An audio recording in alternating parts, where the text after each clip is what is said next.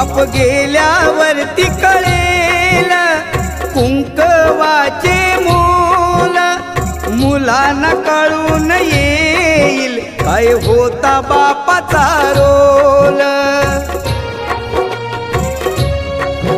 आई समजा रुक्मिणी माता, बापात विठ्ठल पहावा, या दोन दैवता पोटी पुन्हा पुन्हा मी जन्म घ्यावा। जपा त्यांना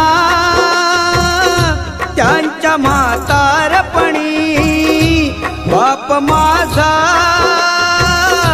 वेदनांचा धनी।